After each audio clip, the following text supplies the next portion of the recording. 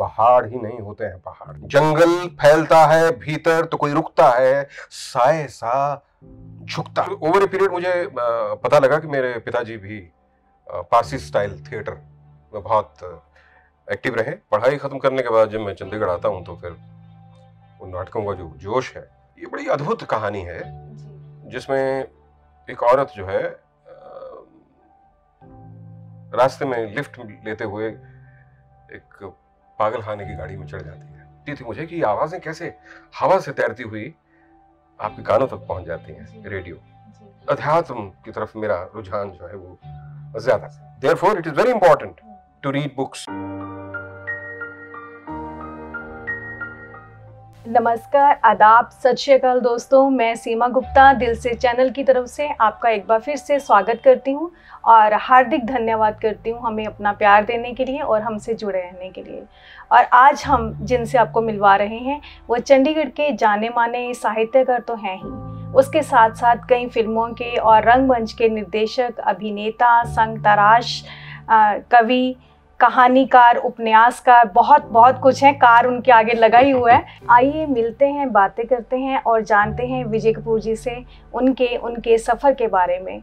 आपका बहुत स्वागत है सर दिल से चैनल पर। आपका हार्दिक आभार।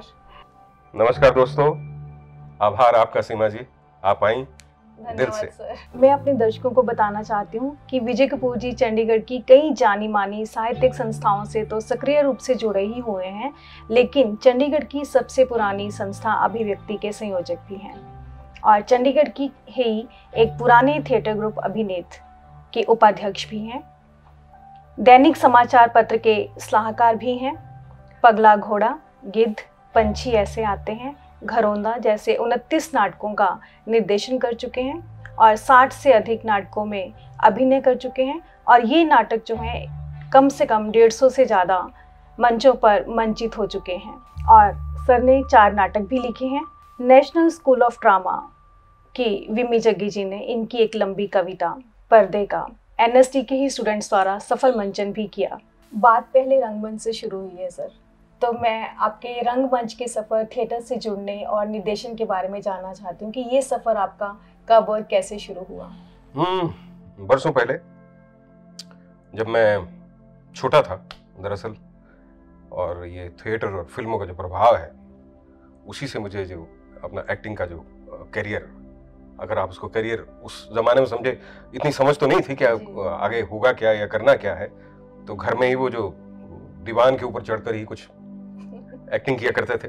कोई फिल्मों का डायलॉग सुना देना, कोई बेंजो पड़ा होता था पुराना, उसको बजाना, जैसे कोई बैकग्राउंड म्यूजिक चल रहा हो, तो इस तरह की चीज़ें तमाम चलती रहीं।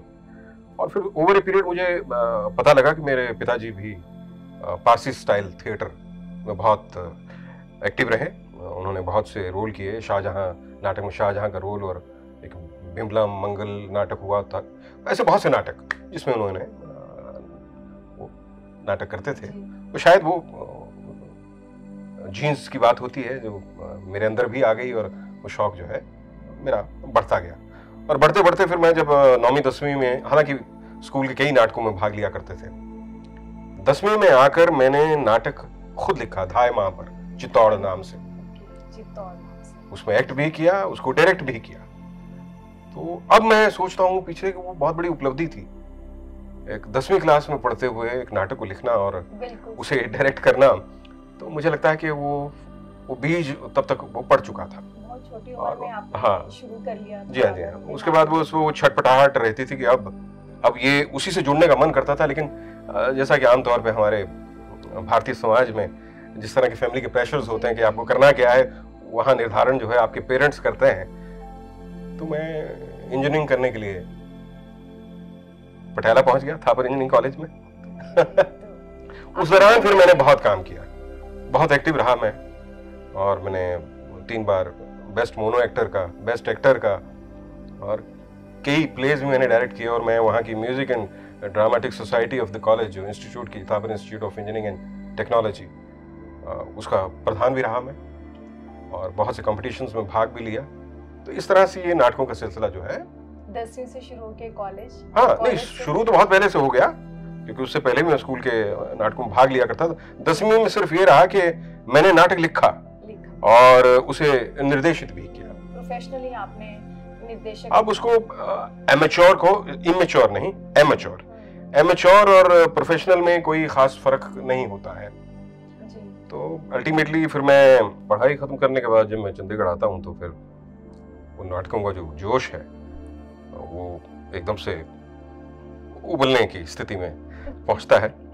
तो पहले तो मैं एक प्राचीन कला केंद्र से जुड़ता हूँ, डॉक्टर दिलगीर हुआ करते थे, उनके साथ मैंने एक घरौंदा नाटक किया और जो बहुत मकबूल हुआ। उसके बाद मैं जुड़ना चाहता था अभिव्यक्ति और अभिनय के साथ, अभिव्यक्ति में साहित्य की रुचि को लेकर और अभिनय के साथ नाटकों की रुचि को लेकर। दोनों संस्थाएं सिस्टर कंसर्न्स हैं, डॉक्टर मेहंदी रत्ता के सरपरस्ती में वो चलती हैं। तो किसी तरह मैं डॉक्टर मेहंदी रत्ता से मिला और उन्हें मैं पसंद आया और सबसे पहले जो मुझे कास्ट किया गया वो भगवद अज्जुकम करके एक नाटक है, उसमें एक प्रेमी का रोल मुझे दिया गया। फिर मैंने लगातार अभिनय के साथ अनेकों नाटकों में काम किया, अभिनय और अभिनय के बाहर भी कुछ नाटकों में मैंने काम किया। और जैसे नाटकों का अगर मैं नाम लूं, भगवद अज्जुकम मैंने बताया, उसके बाद अंधार यात्रा, अग्नि और बरखा, मिट्टी की गाड़ी, आषाढ़ का एक दिन, पगला घोड़ा, गारबो, मरणोपरांत, वक्त ने किया क्या हंसी सितम, जिसमें शबाना आजमी भी थी, मैंने उनके भाई बाबा आजमी का रोल किया था और ये डॉक्टर रानी बलबीर कौर ने इसको डायरेक्ट किया था। फिर कैफी आजमी के ऊपर था ये नाटक, जिस लाहौर नहीं देखा, बड़ा फेमस में पहलवान की भूमिका मैंने की थी।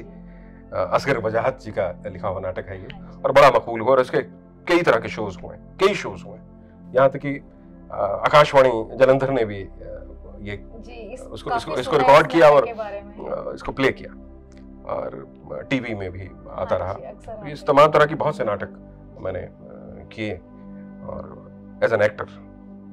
फिर मैं डायरेक्शन की तरफ भी बढ़ गया, तो मेरे डायरेक्शन में मैंने बहुत से नाटकों को डायरेक्ट किया, जिसमें लगभग 29 नाटक हैं।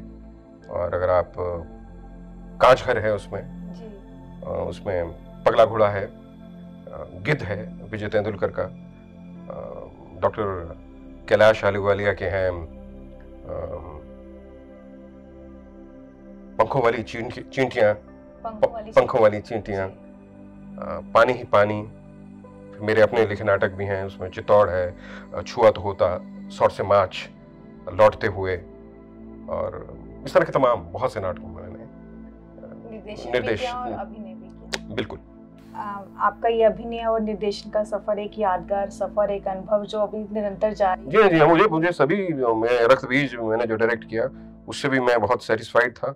गिद्ध जैसे मैंने बताया, पगला घोड़ा हो गया, या और तमाम तरह के जितने भी नाटक मैंने किए हैं, कांच घर जो ग्लास मेनेजरी पे बेस्ड है टेनेसी विलियम्स का, मुझे वो सब बहुत पसंद है। रेत का रिश्ता जो हाल ही में मैंने किया, जो डॉक्टर निर्मल जसवाल जी का लिखा हुआ है, वो भी मुझे बहुत पसंद है। बबीता कपूर ने इसमें काम किया, एकल अभिनय था और अद्भुत काम किया उसने, अद्भुत काम किया। और इसी से जुड़ी हुई एक बात बताता हूँ आपको, ये स्टोरीज ऑन स्टेज करके हम लोग कर रहे थे, तो 3 कहानियों को मैंने नाटकों में परिवर्तित करके उसको मैं कर रहा था। तो जिस दिन ये नाटक होना था उस दिन नाटक से आधा घंटे पहले तीनों कहानियों को, जो नाटक होने थे इकट्ठे एक ही दिन के अंदर, पता लगता है कि हमारी जो मेन प्रोटैगनिस्ट है, जो हीरोइन है, जिसका रोल तीनों नाटकों में है, उसके पिता की मृत्यु हो गई जी। अब आप अंदाजा लगा सकते हैं कि मन के अंदर क्या गुजर रहा होगा, लेकिन हमने डिसाइड किया कि नाटक हो गए, तो हमने उसके बिना वो नाटक वहां पे किए, एक्सेप्ट रेत का रिश्ता, जिसमें बिल्कुल वो अकेली थी तो कुछ और नहीं हो सकता था। लेकिन बाकी जो उसके जाने के बाद एक नाटक था, एक लौटते हुए, जो मेरा नाटक था, मेरा लिखा हुआ, निर्देशन तो मेरा ही था सभी में, वो हमने किया। यही मेरा एक और वो था। चलिए, आपके प्रश्न का जवाब मैं पहले दे दिया। और बहुत एक मजेदार मैं आपको किस्सा बताता हूँ कि मिर्च कटिकम के दौरान, जिसको मिट्टी की गाड़ी कहते हैं, हम लोग इलाहाबाद में एक थिएटर फेस्टिवल में गए थे, जो सेंट्रल जोन का थिएटर फेस्टिवल होता है, नॉर्थ सेंट्रल जोन ऐसा कुछ है वहाँ पे, तो उसमें कंपटीशन में था। और अचानक मेरे साथ इस जो 4 भूमिका मैंने की, उस नट की भूमिका थी जिसमें, तो मेरे आगे जो गुरु मेरा चल रहा है, पीछे पीछे पीछे मैं चल रहा हूँ। अब ये कहीं नहीं था, हमारा एक रूट है कि गुरुजी ने ऐसे जाना है, ऐसे घूम के आना है स्टेज पे, यूं करके। गुरुजी ने क्या किया कि जब वो स्टेज के बीचों बीच पहुंचते हैं तो छलांग लगा देते हैं पब्लिक की तरफ। अब या तो मैं घबरा जाऊं या मैं उनका अनुसरण करूं, तो वैसे मैंने भी छलांग लगा दी। और जैसे जैसे वो करते गए, चलते गए, अगर मैं घबरा जाता तो मैं ऊपर ही खड़ा देखता रहता कि हुआ क्या। तो ये इस तरह की बहुत सी परिस्थितियां आती हैं, बहुत आती हैं, थिएटर में तो बहुत आती हैं। और उसमें कोई दूसरी बार आपको मौका नहीं मिलता उसको सुधारने का। तो आप जहां हैं, जिस स्थिति में हैं, उसी को बेहतर बना के आगे बढ़ते हैं। हम सबका कोई ना कोई ड्रीम प्रोजेक्ट रहता है या कोई ड्रीम रहता है करने का। तो जैसे कि आप नाटक लिखते हैं और निर्देशित करते हैं, तो यकीनन आपका भी कोई ना कोई ऐसा ड्रीम नाटक होगा कोई जिसे आप करना चाहते होंगे, उसके बारे में बताएं। मेरा जवाब तो दरअसल हर बात पे वही रहता है। ऐसे बहुत से हैं, लेकिन हाँ, एक लैटिन अमेरिकन राइटर रहे हैं, मार्शिया गैब्रियल मार्क्वेज। उनकी कहानी है I only came to use the phone. ये बड़ी अद्भुत कहानी है जिसमें एक औरत जो है रास्ते में लिफ्ट लेते हुए एक पागल खाने की गाड़ी में चढ़ जाती है। और बस इससे ज्यादा मैं नहीं कहूंगा क्योंकि मुझे वो करना है। मैं उसको नाटक में उसको मैं परिवर्तित कर चुका हूँ। अद्भुत कहानी है, उसमें मैं एक्ट भी करना चाहता हूँ और डायरेक्ट भी करना चाहता हूँ, और वो मेरे मन के बहुत नजदीक है इन दिनों। तो कहानी को नाटक का रूप आपने दिया? हाँ, बिल्कुल, वही मैंने किया है। दूसरा एक नाटक मैं लिख रहा हूँ विदुर पर, महाभारत के ऊपर, और वो होपफुली जैसे वो कंप्लीट होता है तो उसको भी करेंगे। आशा करते हैं सर, हमें देखना बिल्कुल, जरूर है। मैं आपकी आशा पे जरूर उतरूंगा और आपको इनवाइट भी करूंगा। बिल्कुल सर, बिल्कुल, हम आना चाहेंगे, बार-बार आना चाहेंगे। श्योर। सर, आप हमें अपने फिल्मों और टीवी धारावाहिकों के सफर के बारे में कुछ बताएं। श्योर। मैंने कुछ फिल्मों और टीवी सीरियल्स में भी काम किया है। जैसे वतना दी मिट्टी एक फिल्म थी, अपना देश पराये लोग, train to Pakistan, ants, party, हम कहाँ जा रहे हैं, वापसी, नादान परिंदे, आदर्श, गूंगी तारीख, और भी बहुत से। इसके अलावा मैं एक फिल्म के निर्माण से जुड़ा रहा, उसका नाम देव की फिल्म है जो अंग्रेजी और हिंदी में बनाई गई। तो इसके बारे में आपको कई अवार्ड्स भी मिले हैं इस फिल्म को लेकर? इस फिल्म को लेकर हम कई देशों में गया और अंततः हमें एक एशविल इंटरनेशनल फिल्म फेस्टिवल है अमेरिका में, नॉर्थ कैरोलिना में, वहाँ बेस्ट फॉरेन फीचर फिल्म का इसे अवार्ड मिला। और ये अद्भुत एक्सपीरियंस था जिसमें मुझे सब कुछ फिल्म मेकिंग के बारे में सीखने का मुझे बहुत मौका मिला और विदेशों में कई जगह घूमने का मौका भी मिला। फिल्मों में निर्देशन का भी एक नया अनुभव आपने उस समय लिया। और मुझे दैट रिमाइंड्स मी, नाटकों की बात हम कर रहे थे, तो मैंने इंडियन एक्सप्रेस ग्रुप की तरफ से दुनिया के सबसे बड़े थिएटर और डांस फेस्टिवल में हिंदुस्तान के 170 आर्टिस्टों को रिप्रेजेंट किया, और इसको एवेन्यू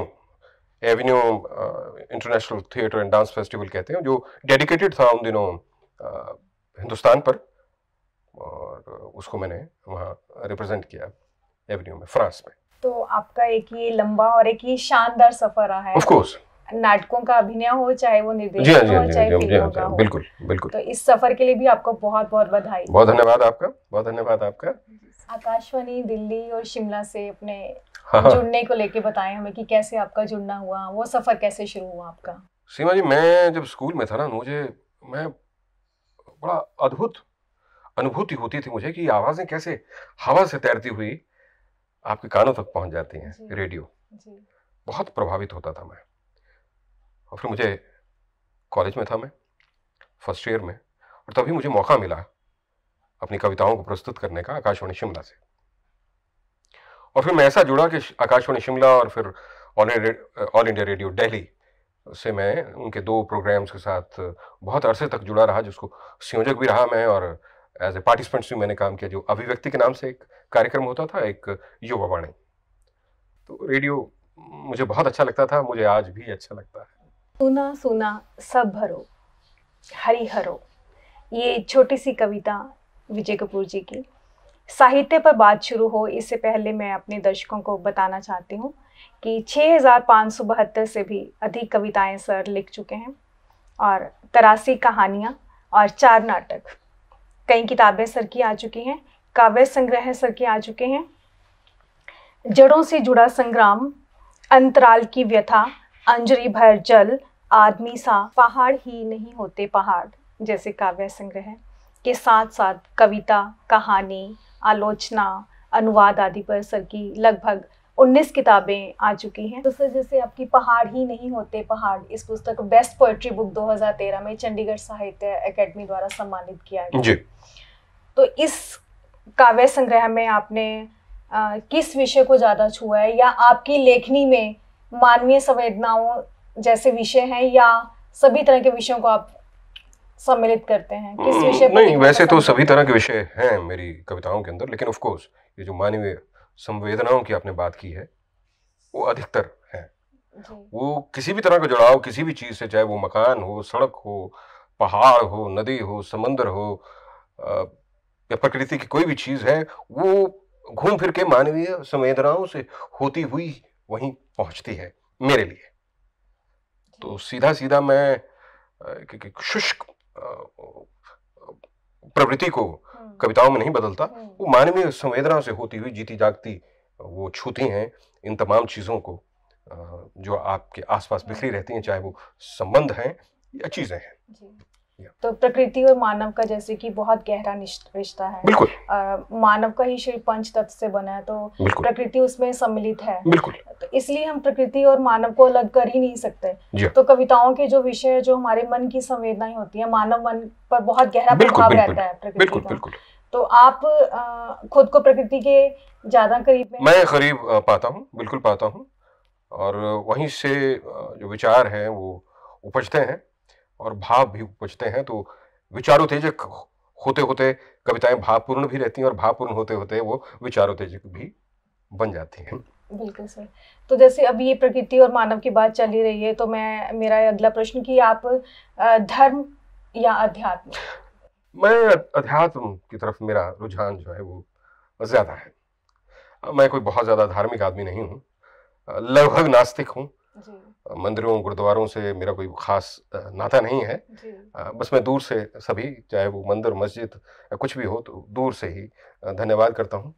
और कि मैं सिर्फ इतना समझता हूँ कि अगर हम हैं तो शायद कोई चलाने वाला तो होगा ही इस प्रकृति को।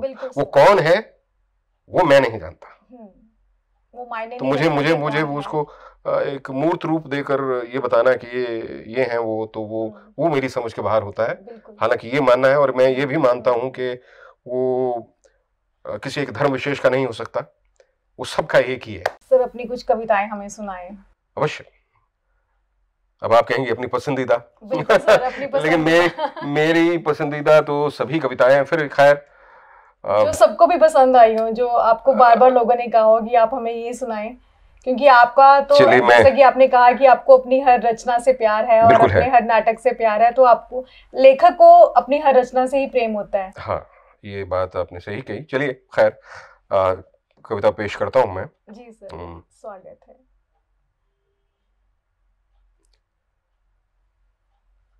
कविता का शीर्षक है वो है जलता है जंगल बार बार। जलता है जंगल बार बार।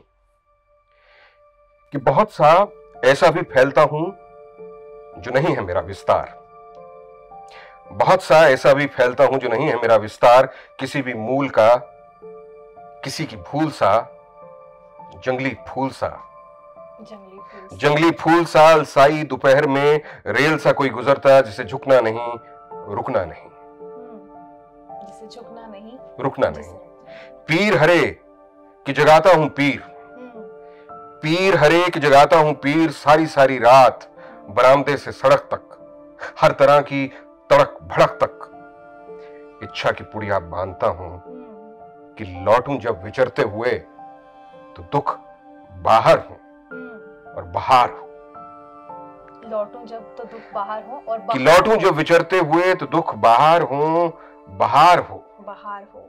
सब अलमारियों में छिपा नहीं रहता है जी, और टंगा नहीं रहता है सब ताक पर। ठीक है। सब अलमारियों में छिपा नहीं रहता है और टंगा नहीं रहता है, सब ताक पर जहां से कटा फटा ना दिखे, ठीक ठीक उतना ही ढका रहता है, ठीक ठाक।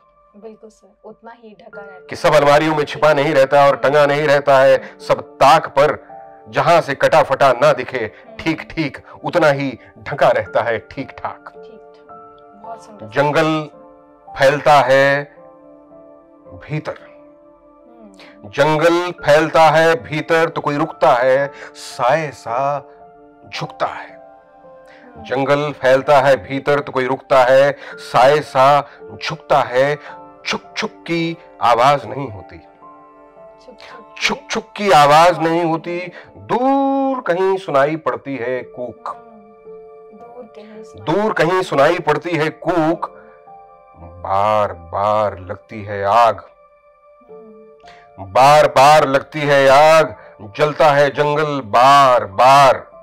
घर से कोई भागे तो भागे, घर से कोई भागे तो भागे, भीतर से कैसे निकले आगे, भीतर से कैसे निकले आगे। कि जंगल और जंगल के साथ ही आपने किस तरह रेलगाड़ी की को इसमें जंगल की इसमें शामिल किया और मन की दशा का आपने बहुत ही भाव, इस संवेदना और प्रकृति का जो मेल है उस तरह का एक उदाहरण मैंने आपको और कोई पेश किया। और लीजिए। बिल्कुल सर, हम आपको सुनना चाहते हैं और हमारे दर्शकों को बहुत अच्छा लगेगा। पेश है एक और कविता। स्वागत है सर। दिल अब बहरा था, दिल अब बहरा था, दिल अब बहरा था जी। कि कैसे सड़क उस घर पे रुकी होगी, कि कैसे सड़क उस घर पे रुकी होगी, कैसे कहा होगा किवाड़ ने दस्तक से, अहो भाग्य सफर मेरे घर आया। अहो भाग्य कि कैसे सड़क उस घर पे रुकी होगी, कैसे कहा होगा किवाड़ ने दस्तक से, अहो भाग्य सफर मेरे घर आया।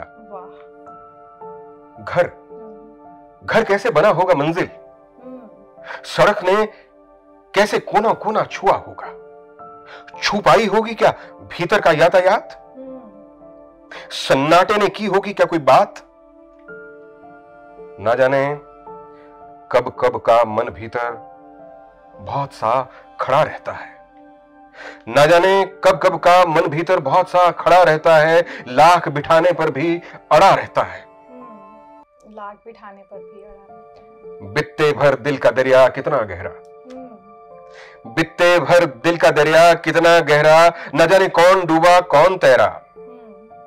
सड़क को चलना था, सड़क को चलना था सो चली गई, कोई आवाज नहीं, दिल अब बहरा था, कोई आवाज नहीं, दिल अब बहरा था। बहुत द्वंद आपने इसमें पेश किया है इस कविता में, बहुत ही सुंदर सर कविता है। बहुत धन्यवाद। दिल की गहराइयों को छूकर वापस आते हुए खुद को वही छोड़ाती है। कविता ऐसा ही करती है, क्या करें। बिल्कुल सर, कविता ऐसा ही करती एक और है। बिल्कुल सर, बिल्कुल हम और सुनना चाहते हैं और आपकी कोई नज्म भी सुनना चाहते हैं। चलिए मैं जो सुनाता हूँ सुनिए कि अक्टूबर में,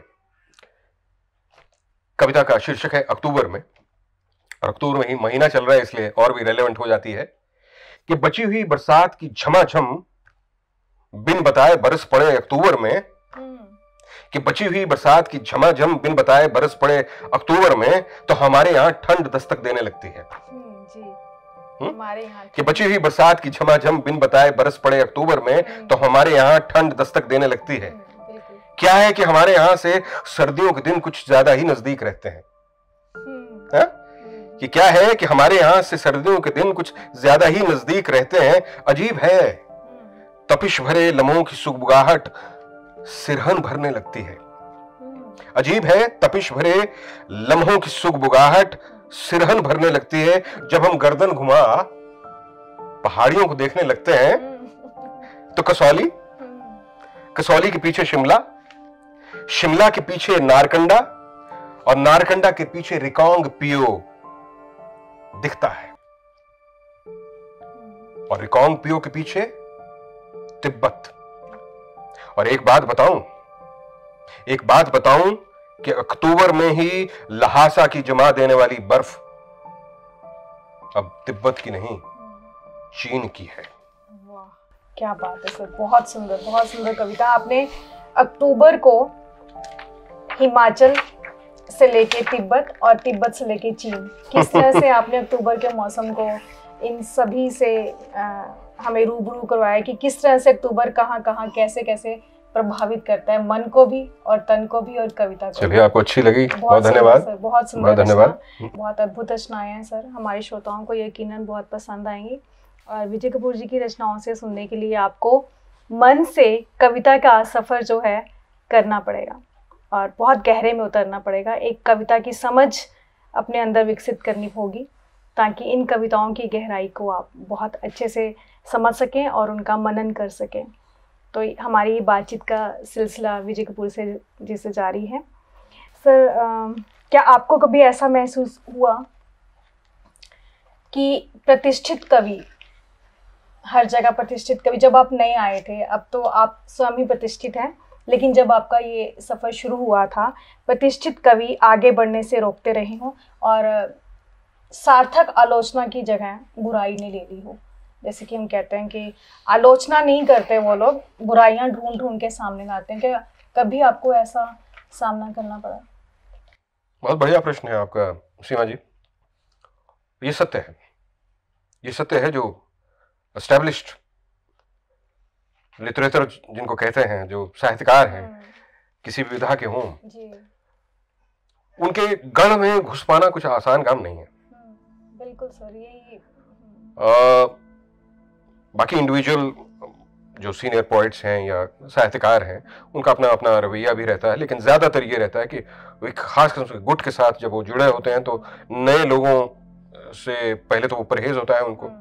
अगर आप दाखिल हो जाते हैं तो आप लताड़े जाते हैं और आपकी अच्छी चीज़ को भी अच्छा कहने से वो कतराते हैं, जो नहीं होना चाहिए, लेकिन ऐसा होता है। अनफॉर्चुनेटली यही हो रहा है। अनफॉर्चुनेटली इस तरह से होता है और जो बड़े दुर्भाग्यपूर्ण है, ऐसा नहीं होना चाहिए।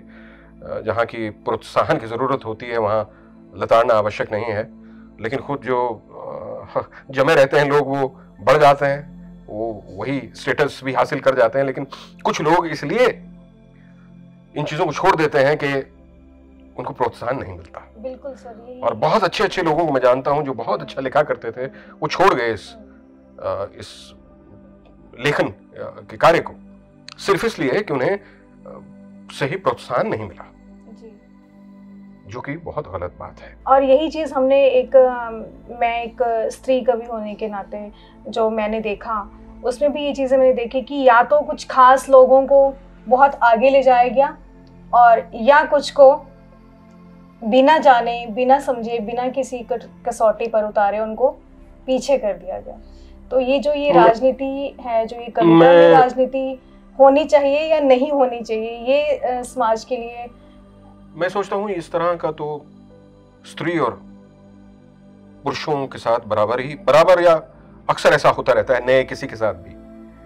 और इसमें मैं देखता हूँ कि बहुत सी स्त्रियों का नुकसान इस तरह से होता है कि वो इतनी परिपक्व नहीं होती हैं, लेकिन उनका प्रोत्साहन देने वाले मिल जाते हैं जी। ये भी एक एंगल है, जो सिर्फ उनके मन में क्या चलता है मैं नहीं जानता, लेकिन वो कुछ ऐसे लोगों को भी प्रमोट कर लेते हैं जो अभी उस स्टेज पर नहीं पहुंचते हैं, या उनकी टोका टाकी नहीं होती है, या उनको इस तरह से नहीं समझाया जाता है कि ये चीज़ ऐसे नहीं ऐसे होनी है, उनको वैसे ही चलने दिया जाता है। लेकिन वाह वाह वाली बात होती है, जो शायद मुझे लगता है कि वो खराब करती है किसी भी लेखक को। वो चीज़ उसका जो अल्टीमेटली उसमें से जो निकलना चाहिए, उस द्वंद्व में से वो जो मंथन जो होता है उसके भीतर, वो उस तरह से सही ढंग से बाहर नहीं आ पाता है। तो मुझे लगता है कि बैलेंस्ड क्रिटिसिज्म, जिसको हम पॉजिटिव क्रिटिसिज्म कहते हैं, समालोचना भी आवश्यक है और प्रोत्साहन के साथ। तो अगर मैं आपसे पूछूं सर कि आपके लिए क्या महत्वपूर्ण है, पैसा या नाम? मैं अपने कार्य से पैदा हुआ नाम जो है वो चाहता हूं हमेशा, हर चीज से, अपनी हर एक विधाओं जिनमें मैं हूं। मुझे लगता है कि वो मेरा, अगर उन रचनाओं की, उन कृतियों की, उन प्रोडक्शंस की चाहत लोगों में होगी, वो मेरे लिए वो नाम है और वही सबसे बड़ा नाम है।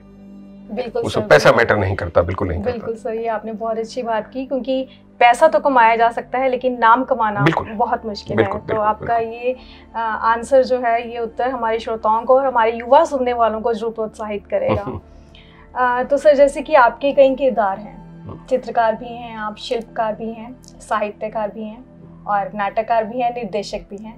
ये सब, इन किरदारों में से आपको अपना कौन सा रूप जो है वो सबसे अच्छा लगता है और आप संतुष्ट महसूस करते हैं कि मैं ये काम करता हूँ तो मुझे बहुत संतुष्टि मिलती है? ये वैसे बड़ा अद्भुत प्रश्न है और अनेक लोगों से पूछा जाता है। आपने ये जो गिनवाई ये सारी चीजें, एक चीज आपने छोड़ दी, पहले आपने मेंशन किया था अगर आप साथ में करती तो उसका जवाब आपको वही मिलता। मैं समालोचक भी हूँ, आलोचक भी हूँ, तो मैं अपने आप को उस नजर से अपनी तमाम विधाओं, अपनी विधाओं को भी देखता हूँ और मैं वही करने की कोशिश करता हूँ जो मेरे मन के बहुत करीब रहती हैं। जो मेरे मन के बहुत करीब रहती हैं तो वो बहुत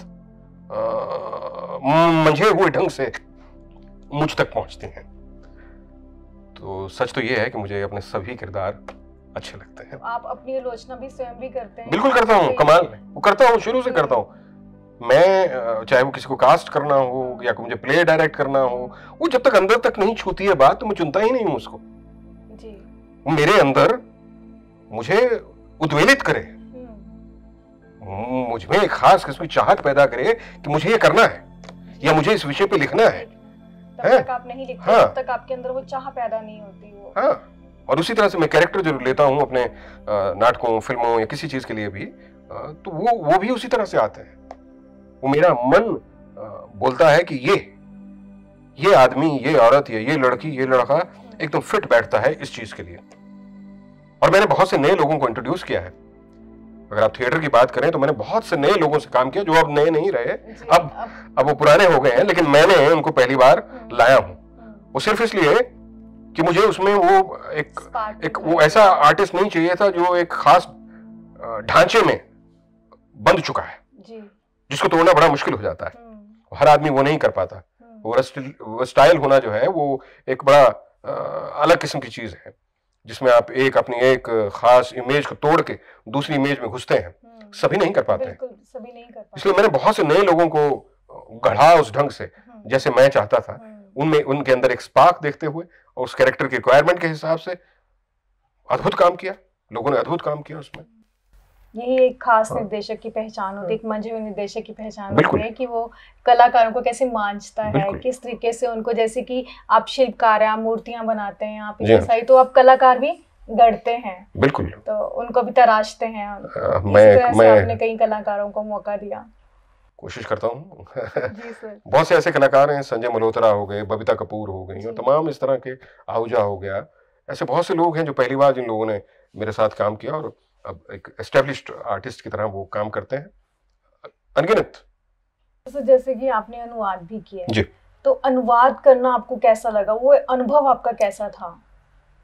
अद्भुत अद्भुत एक्सपीरियंस है। मैंने बहुत से अनुवाद किए हैं, 4-5 किताबें हैं जिसमें डॉक्टर कैलाश अहलुवालिया की किताब का अंग्रेजी से हिंदी में है कायांतरण के नाम से। सुभाष शर्मा जी की 2 किताबें हैं जो पंजाबी से मैंने हिंदी में करी हैं। फिर एक कैनेडियन पोइट हैं उर्मिल शर्मा जी, उनकी किताबों का मैंने पंजाबी से हिंदी, हिंदी से अंग्रेज़ी, इस तरह से बहुत से अनुवाद मैंने किए हैं और ये अद्भुत एक्सपीरियंस है। खासकर मैं सीधे सीधे अनुवाद नहीं करता हूँ कि ट्रांसलेशन की बात कोई करता है, उसकी जो गहराई है उसको छूकर उनके भीतर जो आत्मा है वहां तक पहुंच के ही अनुवाद किया जा सकता है सही मानों में।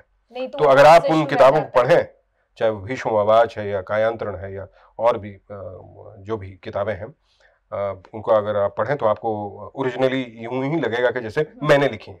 ये ऑफ कोर्स जो ओरिजिनल राइटर है उसकी तो है ही किताब, लेकिन जो अनुवाद करता है वो अनुवाद करते हुए इस किताब को जब तक अपना समझ के अपने ढंग से उसको प्रस्तुत नहीं करता है तब तक वो अनुवाद जो है वो सार्थक नहीं होता, ट्रांसलेशन ही रह जाता है। हाँ, सिंपल ट्रांसलेशन रह जाता है। अनुवाद करने के लिए भीतर तक उतरना पड़ता है। बिल्कुल बिल्कुल, आपको भाव को you have to read between the lines, that is very important. बिल्कुल सर। सर जैसे कि कला का कोई भी माध्यम है जी, क्या वो नकारात्मक मन को या एक हारे हुए मन को, एक दुखी मन को कितना सहारा दे पाता है, और खास तौर से कि जो इन परिस्थितियों में होते हैं बहुत उन्हें किसी कला से जुड़ना चाहिए।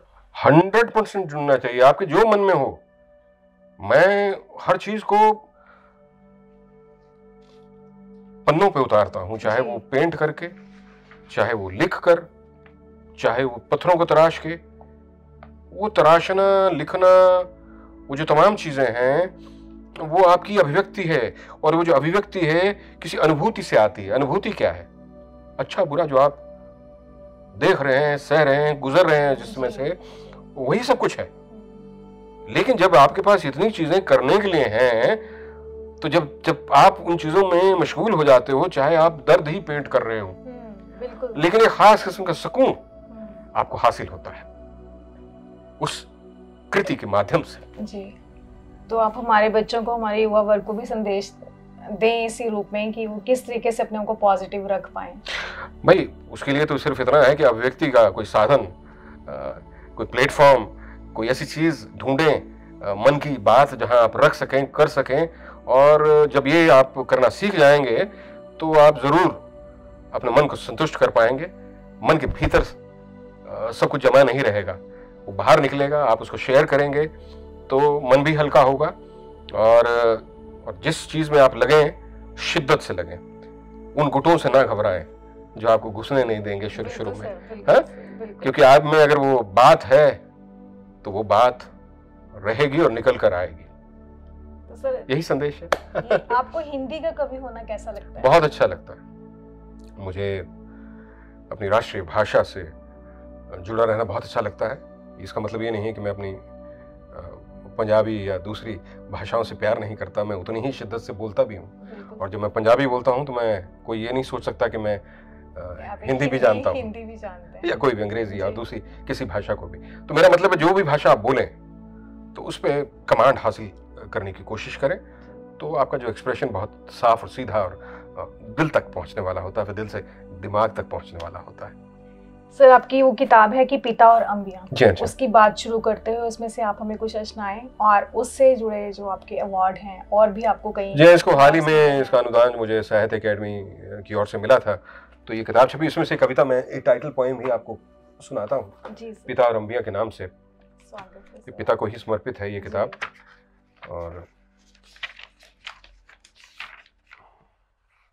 जी, टाइटल है इसका, जो किताब का भी टाइटल यही है, पिता और अम्बियां।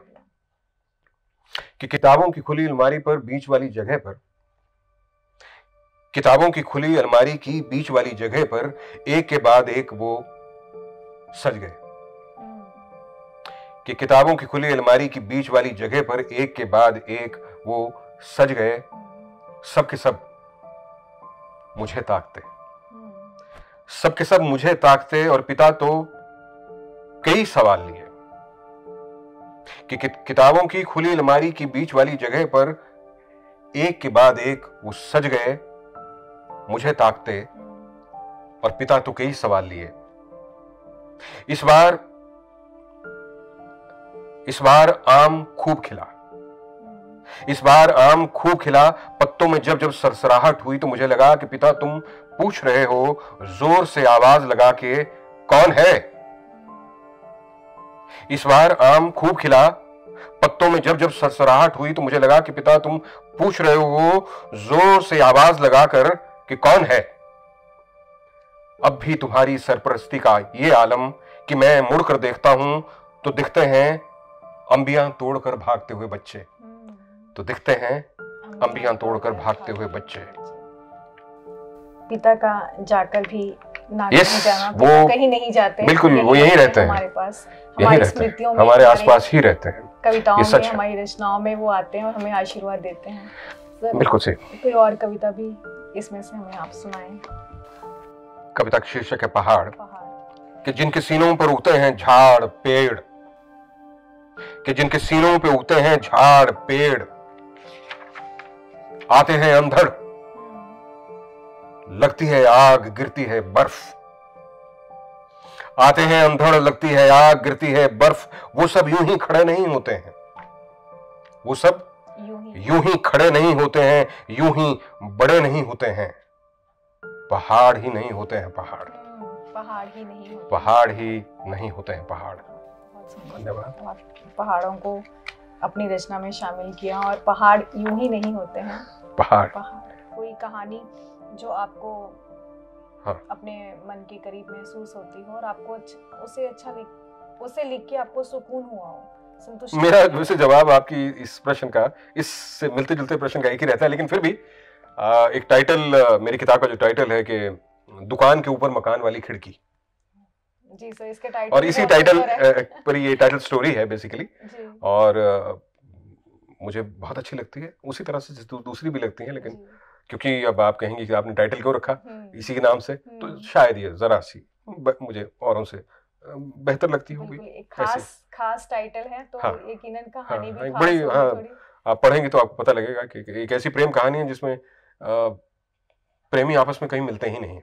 अभिनय या निर्देशन आपके दिल के करीब क्या है? दोनों, और वो सब भी, इसके अलावा भी जो कुछ मैं करता हूँ वो सब भी बिल्कुल दिल के बहुत करीब है, और मैं मरते दम तक करता ही रहना चाहता हूँ। तो इसी सिलसिले में सर, एक रविंद्रनाथ टैगोर जी की 150वीं वर्षगांठ पर, हाँ मुझे याद आया, वो 150वीं वर्षगांठ पर मैंने उनकी एक बहुत लंबी कविता है कर्ण कुंती संवाद जी, उसको मैंने बांग्ला से ट्रांसलेट किया, बांग्ला से हिंदी में जी।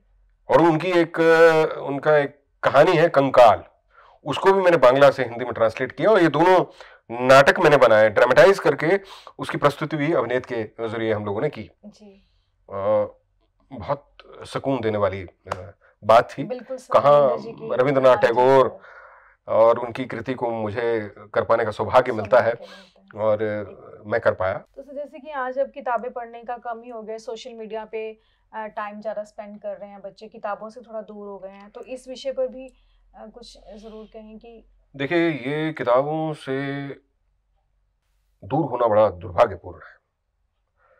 आज हम ये झटपट वाली संस्कृति में हैं, नेट पे गए, काम की एक चीज उठाई, तो वो एक बिंदु उठा लिया, उसी के इर्द गिर्द थोड़ा बहुत बुन के चीज की प्रस्तुति कर दी। ऐसा नहीं होता है। वो जो विचार, वो जो खास बात जिसको आप समराइज फॉर्म में देख रहे हैं, वो बनी कैसे, उसके इर्द गिर्द का जो ताना बाना है वो बहुत महत्वपूर्ण है, और वो होता है पुस्तक के अंदर जी। आप पुस्तक पढ़ेंगे तभी आप जान पाएंगे। जैसे कि मैंने अभी कहा कि उन लेखों के अंतर्मन में क्या चल रहा होगा, वो जब तक आप नहीं जानेंगे तो वो जो सार भर से कुछ नहीं होने वाला। सार तभी आपको प्राप्त होगा जब आप उसको इन इट्स कंप्लीटनेस उसको पढ़ेंगे। उससे प्राप्त किया हुआ सार आपको समझ में आएगा कि वो कैसे प्राप्त हुआ। बिल्कुल sir. Therefore, it is very important to read books. बिल्कुल सर, क्योंकि किताब और किताब की महक ही आपको वो, क्या बात, आपके मन को, ये किताब की महक वाली बात आपने बहुत अच्छी की। बिल्कुल सर, क्योंकि मुझे किताबों की खुशबू ही बहुत अच्छी लगती है। यकीनन जब बच्चे भी किताब उठाएंगे तो उनको पता चलेगा कि क्या अंतर है स्क्रीन पे पढ़ने का और किताब पे पढ़ने का। तो समय इजाजत नहीं देता कि हम आपसे बहुत देर तक बात करें, लेकिन हमारा मन आपकी कविताओं में उलझा पड़ा है, हम क्या करें। तो हम इस कार्यक्रम का अंत आपकी कविताओं के साथ ही करना चाहेंगे। चलिए, इससे बढ़िया अंत क्या हो सकता है। बिल्कुल सर। मैं तो एक्चुअली लिखते लिखते ही मरना चाहता हूँ। नहीं सर, वो तो अंत हम इस कार्यक्रम का अंत से ही के साथ करना चाहते हैं। चलिए, कुछ छोटी छोटी कविताएं मैं आपको सुनाता हूँ। एक इसका टाइटल है कभी मिलते नहीं। कभी मिलते नहीं। कि रातों की अंधार यात्रा में आसपास से ही निकलते हैं हम, पर कभी मिलते नहीं। कि रातों की अंधार यात्रा में आसपास से ही निकलते हैं हम, पर कभी मिलते नहीं।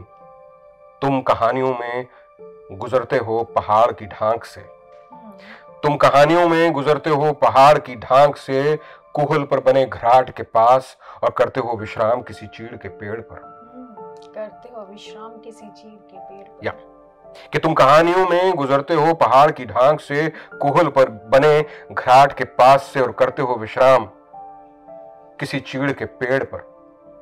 और मैं थक हार झरने के भयावे प्रलाप के पास उसकी उदंडता को देखता हूं विस्मृत हो। मैं थकहार झरने के भयावह प्रलाप के पास उसकी उदंडता को देखता हूं विस्मृत हो। प्यास बढ़ती है, गला सूखता है। प्यास बढ़ती है, गला सूखता है, पर हो जाता है जिस्म जड़। फिर अचानक एक समुद्र फैलता है आंखों के सामने। फिर अचानक एक समुद्र फैलता है आंखों के सामने, भीनी भीनी सुगंध सा, और मैं पहाड़ की ढांक उतरने लगता हूं तब तक जब तक आंख नहीं खुलती। और मैं पहाड़ की ढांक उतरने लगता हूं तब तक जब तक आंख नहीं खुलती। आपके साथ इस कविता में मैं पहाड़ भी उतरी हूँ और पहाड़ चढ़ी भी हूँ। बहुत सुंदर रचना। चलिए एक और कविता। स्वागत है। बदलती है रोज आंकड़ा। बदलती है रोज आंकड़ा कि ऊहापोह में बीतती है रात। ऊहापोह में बीतती है रात, असंख्य विषाणु घेरते हैं अंधेरे को कि वो बना रहे। ऊहापोह में बीतती है रात कि असंख्य विषाणु घेरते हैं अंधेरे को कि वो बना रहे।